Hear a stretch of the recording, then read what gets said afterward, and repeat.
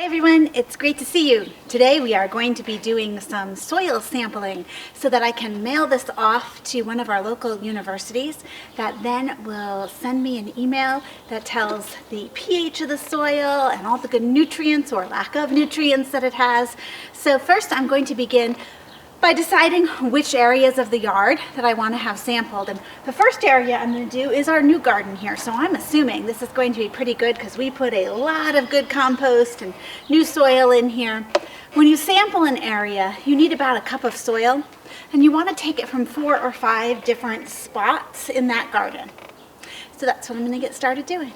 When you take a soil sample, you want to either use a shovel or a spade to dig down sort of a little sliver of your soil that goes 8 to 12 inches deep. So you're really seeing, not what's just on the top of your soil. Maybe you put some great compost on there last fall, but really to see what the plants are growing in. So this is a soil sampling tool. It has a little handle, and you can get like a little core plug of soil from this.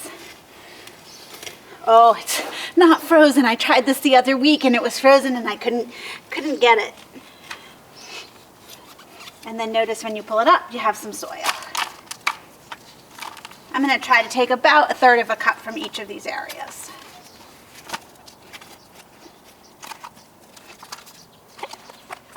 Okay, our second sample. And I hit something. I might need somebody stronger. There we go.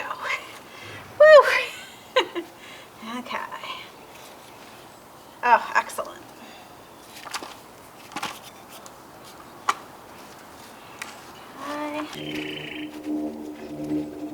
Okay. That should be enough for over this side of the house. So here we have about a cup of soil from the side yard here. What I'm going to do is bring this inside, spread it out a bit, and let it dry out a tad more. You want your dirt to be fairly dry if possible.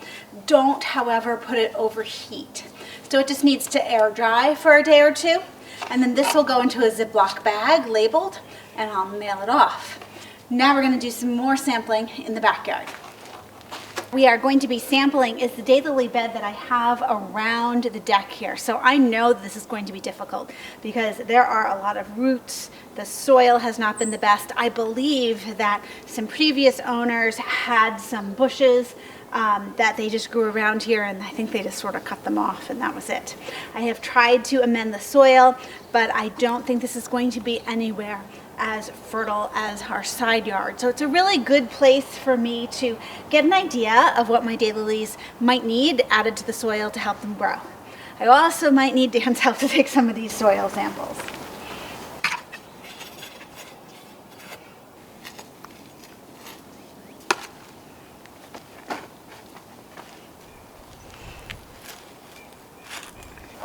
One more, I'm going to take this sample back here by this hydrangea.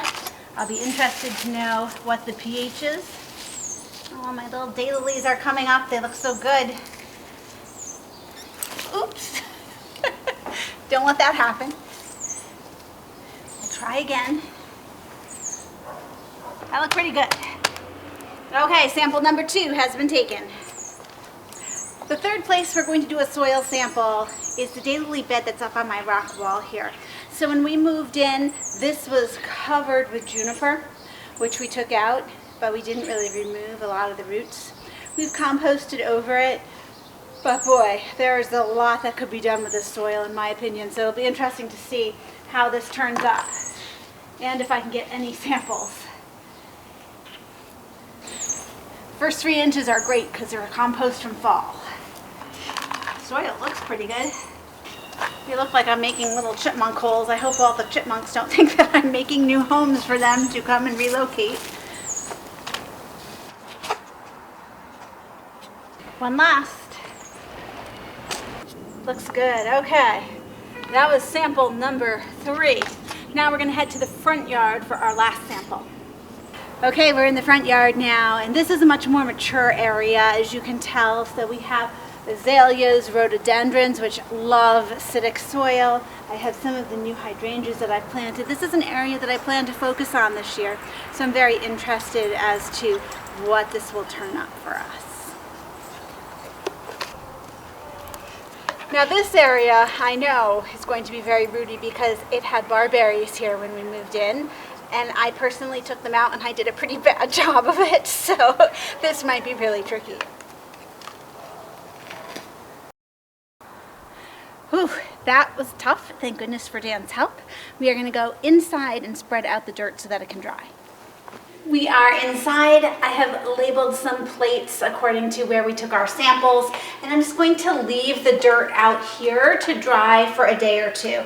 This container ended up getting very cracked, so I'm going to throw that one away. We'll have to get a new one. Okay. Trying not to lose the dirt here on my floor. Okay, this is from the daylilies in the rock wall in the back.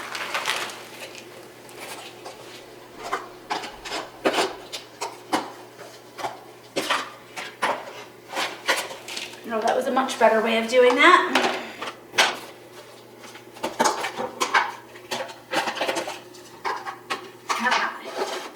So as we look at the soil, I'm going to smooth it out a bit, break up some. It is pretty damp. We did have some rain a couple days ago. So right away I can tell that this particular batch of soil here, this is from the side yard that we just redid and put all that nice compost in. Look at how nice and rich that looks. And then these are the two daylily beds in the back. They look about the same, not too bad. This is the front that we really struggled to get a sample from. So what I'm going to do is I'm going to actually send mine into the University of Massachusetts. Different extensions of universities do this in different ways. So some you can send your sample into and they'll just give you a pH rating on your soil, which is great if you are growing azaleas, rhododendrons, hydrangeas. Some you can pay for more extensive testing. So I'm choosing to do that with the University of Massachusetts, and I will find out whether we need to add phosphorus, how it is on nitrogen. It'll have a list of things. And if you go online, you can get a printout of that. And it's going to cost about $20 a sample for that if you want to go that extra mile. I don't plan to run out and do this every year. So I figured do it now, find out how I might need to amend these, and move on from there. Now, a lot of farmers markets, a lot of the master gardeners of your state offer some free soil testing at those. So you might want to go online, take a look at your master gardeners that you have nearby and see if you can find a site where you can drop off a sample. Find a site where you can drop off a sample and get your soil tested for that. So I'll link some of the places that I'm using below, but really if you want to look at nearby universities, Google your master gardeners and find out where you can have your soil tested. I should get my results back within a week or two, and I'll let you know what I find out. Thank you so much for joining me, and I'll see you in the next video.